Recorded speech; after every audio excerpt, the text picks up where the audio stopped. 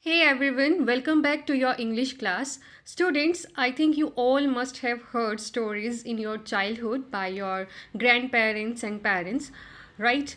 Did you have an interest while listening them or did you wait for the end part of the story to get the suspense over? I think you all must have. So students, just imagine if you will be listening a story with full of gestures, full of expressions and actions of a storyteller, then how it would be.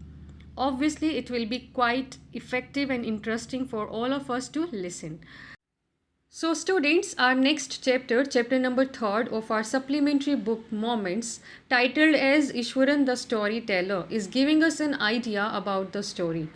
It is about a storyteller named Iswaran who narrates the stories in a beautiful way to give it a real touch. And this story is written by R.K. Lakshman. What's the name of the author? R.K. Lakshman. Before proceeding further, let us see what is given here in the beginning of this chapter. Okay. One night Mahendra woke up from his sleep and saw a dark cloudy form. He broke out into a cold sweat. Was it a ghost? So here Mahendra, he is one of the main character of the story given in this chapter. And according to these lines, at the end of this story we will be getting this incident to be happened where Mahendra's sleep will get disturbed due to dark cloudy form seen by him outside of his room, and he will consider it as a ghost and get frightened. So let us see if that would be a ghost or something else. Okay, let us begin with the very first paragraph of this story. The story was narrated to Ganesh by a young man, Mahendra by name. There was a young boy named Mahendra who narrated a story about his cook Iswaran. To whom? To Ganesh. Okay. He was a junior supervisor in a firm which offered on hire supervisors at various types of construction sites, factories, bridges, dams, and so on. Supervisor means here a person whose job is to check the work of all the other people. Whose job is to check the work of all the other people. Okay, so here let me come to know about Mahendra first. Who is Mahendra in this story? So here he worked as a junior supervisor in a company which provided junior supervisors to various construction sites on rent, like factories, bridges, and dams. Okay, Mahendra's job was to keep an eye on the activities at the work site. What was the job of Mahendra? His work was to keep an eye on all the workers at the site.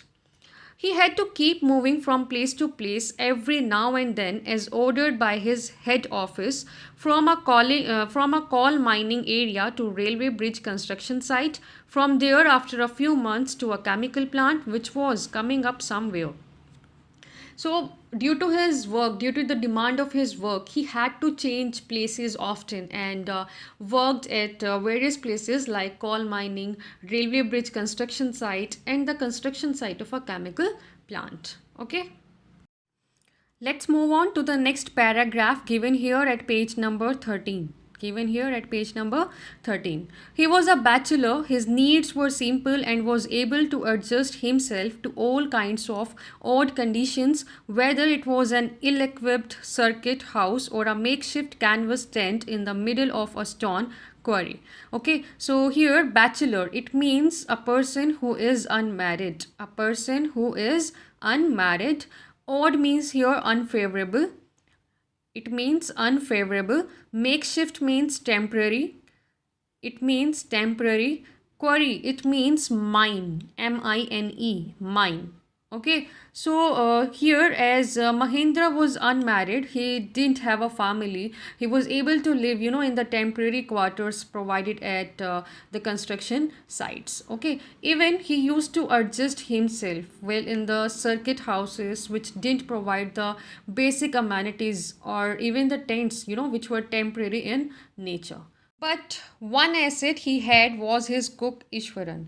Asset means here advantage. Asset means here advantage. And Mahendra, he had an advantage. And what was that? He was accompanied by his cook Ishwaran everywhere.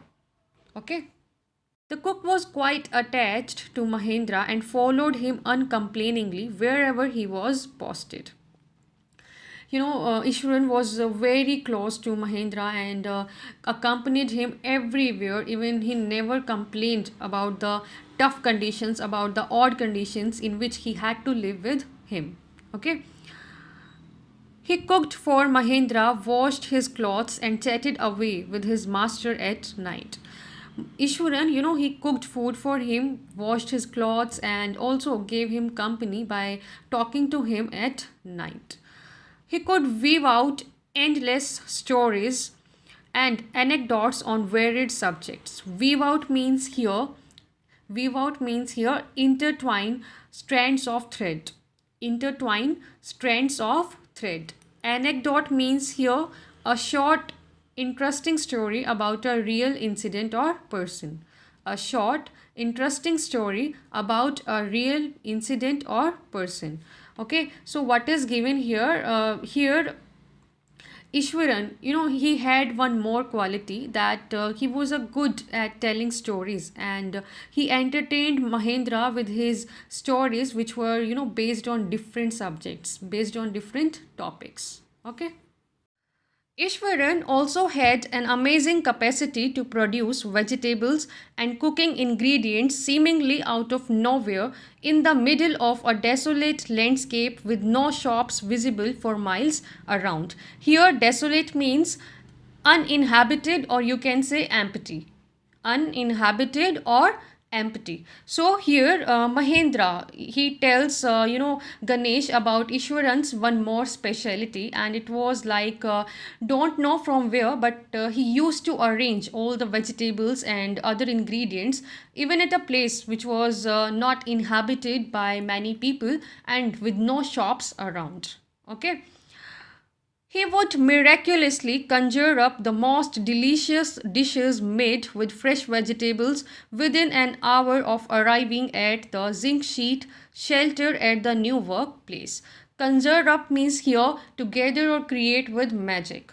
Conjure up means here to gather or create with magic. Zinc sheet shelter, it means a temporary place to live with a roof made of metallic sheets. A temporary place to live with the roof made of metallic sheets. Okay, so what is given here? Whenever they shifted to a new location in temporary shelters with roofs made of metallic sheets, it seemed as if he would do some magic and gather all the ingredients to prepare the food in no time. Okay. Mahendra would be up early in the morning and leave for work after breakfast, carrying some prepared food with him.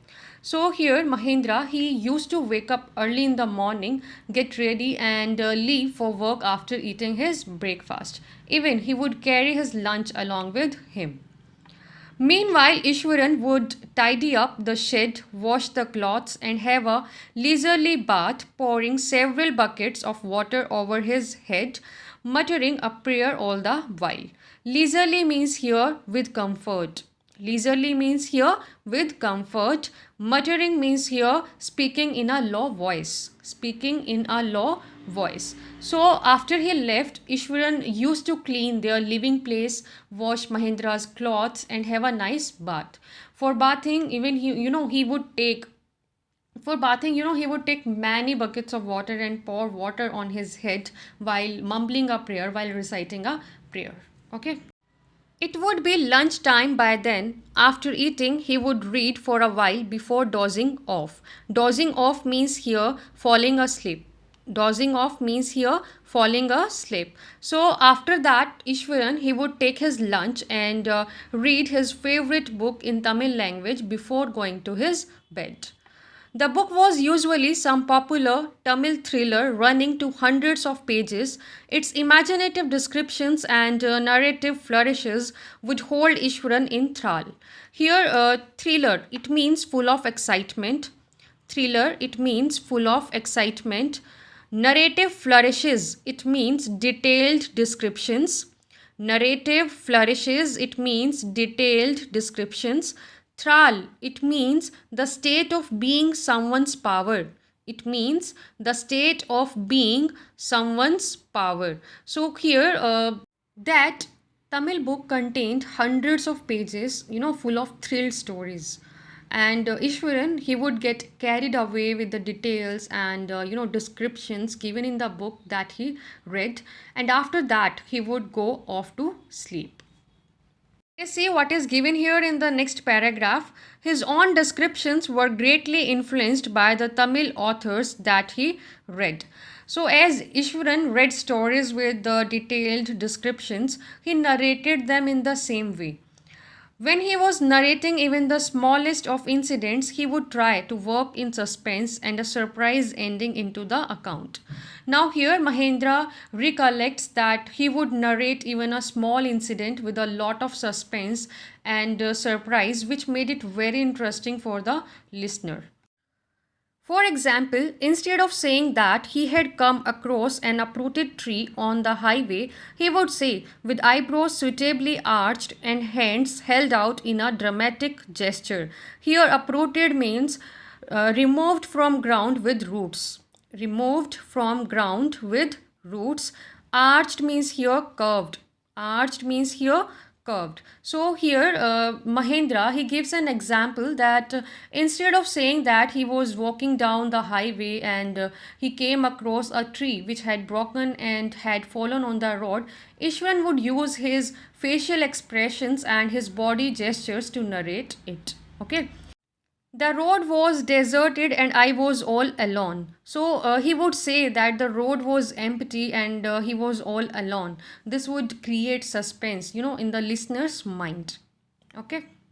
Suddenly, I spotted something that looked like an enormous bushy beast lying sprawled across the road. Enormous means here huge. Enormous means here huge. Beast means a large and dangerous animal. A large and dangerous animal. Sprawled means spread arms and legs carelessly. Spread arms and legs carelessly. Okay, so here Ishwaran would say that all of a sudden he saw that a huge beast was lying across the road.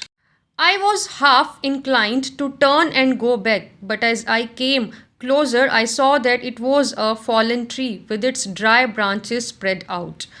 So, as he walked ahead, his mind was, telling him to turn and go back. But as he reached closer, he saw that it was a tree that had fallen and was lying on the road, and its branches, had spread out and seemed, as if it was a huge beast.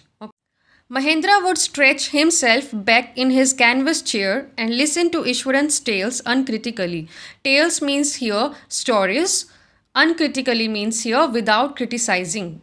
It means without criticizing. So Mahendra says that this talent of Ishwaran, made the simple story very interesting and it captivated him. Although he knew that some of the stories were not true, but the way in which Ishwaran narrated them was so interesting that Mahendra wouldn't say anything and listen to him quietly. Students, turn the page to read further. The place I come from is famous for timber. Ishwaran would begin. Here, timber, it means wood that has been processed for commercial purposes. It means wood that has been processed for commercial purposes. So here, Mahendra recollects one more story told by Ishwaran, and here Ishwaran said that his native village was famous for timber. There is a richly wooded forest all around. Here Mahendra narrates further that the village of Ishwaran, it was, surrounded by a huge forest which was full of trees. The logs are hauled onto the lorries by elephants. Here hauled means transported. Hauled means transported. Lorries means a heavy motor vehicle to transport the goods. A heavy motor vehicle to transport the goods. So the huge logs of timber, were sold for commercial purposes there and transported onto the vehicles with the help of elephants. Okay. They are huge, well fed beasts. When they turn wild, even the most experienced mahout is not able to control them. So, those elephants, were very huge, and if they became mad, they would get out of control, and the mahout even would not be able to control them. Okay, after this prologue, Ishwaran would launch into an elaborate anecdote involving an elephant. Prologue means here an introductory speech. Prologue means here an introductory speech. Elaborate means here detailed. Elaborate means here detailed. So, this introductory session was followed by a detailed story involving an elephant. What was that story? Let us see in the next paragraph given here. Okay. One day, a tusker escaped from the timber yard and began to roam about, stamping on bushes, tearing up wild creepers, and breaking branches at will. Here, tusker means an elephant. Tusker means an elephant. Stamping means crushing, or you can say hitting with force. Crushing, or you can say hitting with force. So the story was narrated as follows. One day an elephant escaped from the timber yard and started to move around the forest. It stepped on the bushes and crushed them, tore the creeper plants and broke branches of trees which came in its way. Okay. You know, sir, how an elephant behaves when it goes mad.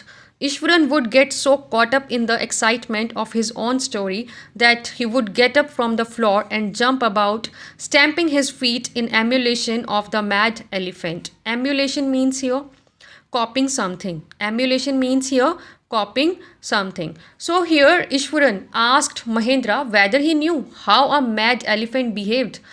So, in order to make his story more effective, Ishwaran stood up and started to jump around the place, hitting his foot on the ground. Do you know why did he do so?